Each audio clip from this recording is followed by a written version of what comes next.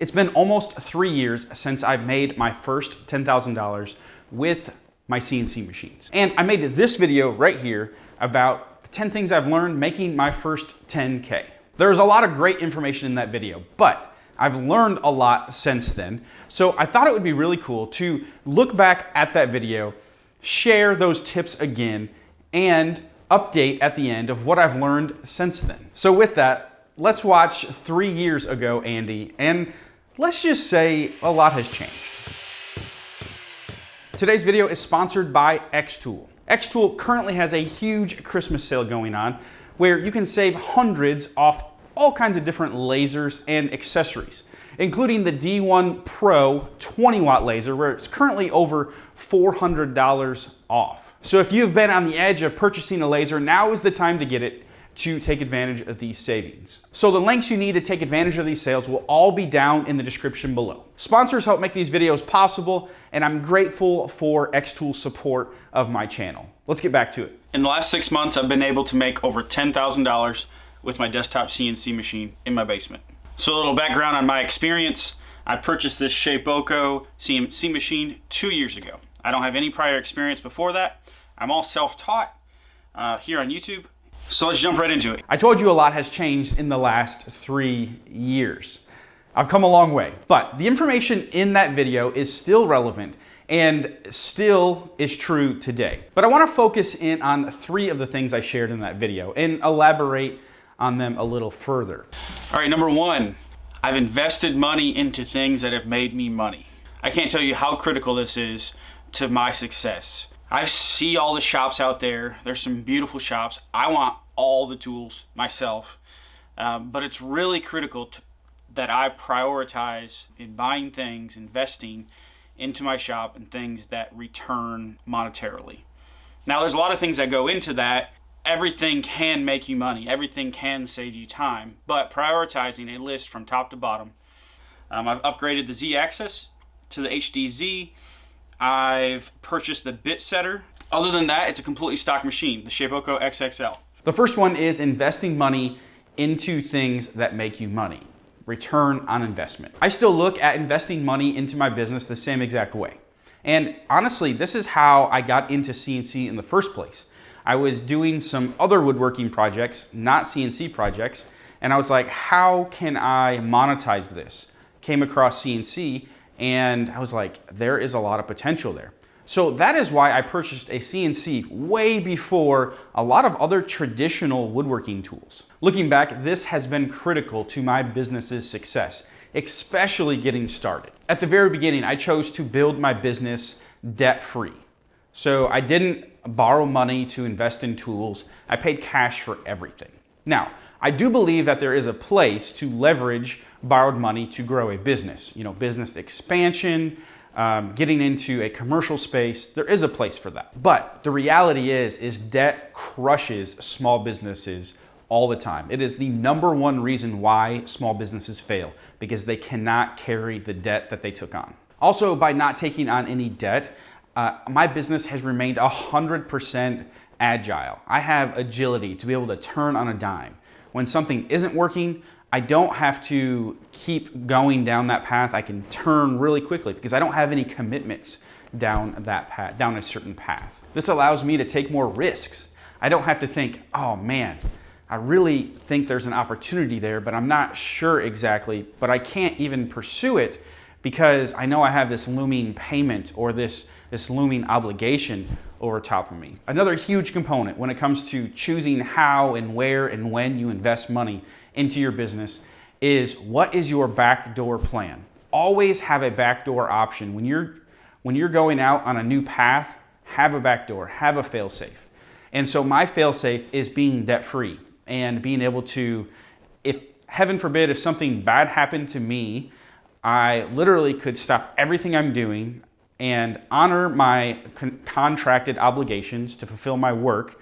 But other than that, I don't have to worry about how am I got to keep working that machine because I financed it. That is my fail-safe. And that's why I share investing debt-free, is because that is my fail-safe. That is my ultimate flexibility. And that flexibility to me is priceless. Number 2, Designing items that are easily replicable. What I mean by that is I try to specialize not in individual custom orders with V-carving and stuff like that. I want to design myself unique and custom items and learn how to replicate them. It's a trade-off. You can get more money for individually custom items, but you can't produce as many of them. So my goal was to find sales channels where I could create unique products on a higher volume scale. So I had asked myself, is the time for completely custom individual pieces worth the payoff? And for me, it wasn't. I can make more money and sell more items when I design and produce and replicate a particular item. All right, the second area I want to focus on is custom work versus wholesale work. I generally have the same thoughts that I shared in the video, but let's elaborate a little bit on them. And first, when I say custom work, I'm talking about 100% one-off, 1v1 customers, where a customer comes in, tells you what they want, you make it, and you sell it to them. The time it takes to design something once, set it up on the CNC once, and do everything once, and you're never gonna do it again, you're never gonna use that file again, the return on that investment is really poor. The time it takes versus what someone's willing to pay has never been there for me. So one of the things I've learned with wholesale in the last 3 years is when you lose a wholesale client, it hurts a lot more than just losing one retail client. This is because you have less customers and they're higher value accounts. So when you lose one of those customers, a bigger chunk of your business is gone. So what I recommend and what I've learned is to diversify. Diversify your revenue streams. Do not put all your eggs in one basket. If something is really, really good, that's great. If there's a contract or a customer that's really, really good, try to find another one of those customers. Try to find 2 more of those exact customers. Because if there's one of them out there, there is more. And then if one of them falls apart or they change the style of their products or they discontinue a product or any of those things, you still have those other ones to fall back on. So I will say one of the biggest lessons I've learned over and over and over again, and it's just become more clear over the last 3 years, is what kind of products sell. So I found that there's 2 categories. Either something that's completely unique, something that people haven't seen before, and whether you take an existing product that's out there and make it a different variation, but the product, these types of products make people say, wow, I haven't seen that before. Those products sell really well. The second type of product is a more generic product. I think of a cutting board or charcuterie board, but it's personalized. So that the personalization element is huge on generic items.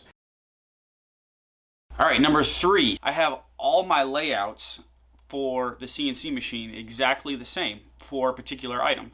So I mill those items down to a certain size, so then it's just plug and play. Each piece is a certain size, so I don't have to re-zero anything in between pieces. So I know exactly how many items I can get from a certain size piece of stock. The third one I want to jump into because I think it's such a huge thing when it comes to efficiency on the CNC. So 3 years later, I'm still doing the same techniques that I did before when it comes to this. Cutting all my stock to the same exact size, width, length, thickness. And then I can efficiently stack those and use the space on my CNC bed to, rather than just cutting one board at a time, or cutting different size boards and you have to change the file dimensions and do the layout of your products, you can stack really easily on your CNC bed. So your material layout in your CAD software matches the material layout on your CNC bed. And this enables you to cut larger batches, reduce number of setups, reduce the number of CAD setups, the amount of CAD work, and really saves a lot of time, especially when you're making batches of products. I've got some really cool news to share with you. I've recently opened up a free tier in the andybirdbuilds Discord server. I wanted to create a space where viewers of the channel could gather in a common place, other than just the comment section below. I believe community and relationships are an extremely powerful thing and can all take our businesses to the next level. So this area in the Discord server will be that place where we can come together, gather, share, and grow together. So be sure to join today by using the link in the description right below here, and I will see you in that group soon. Did you like this new video format? Let me know down in the comments below. It's something that I would really like to do going forward, to kind of mix in these old videos that a lot of you probably haven't seen, but with a new updated take on them. So be sure to let me know down in the comments whether you like it or not. I've got some really awesome content for 2023 planned, and I can't wait to share it with you. So be sure to hit that subscribe button so you do not miss any of it. As always, thank you so much for watching, and I will see you in the next video. Bye.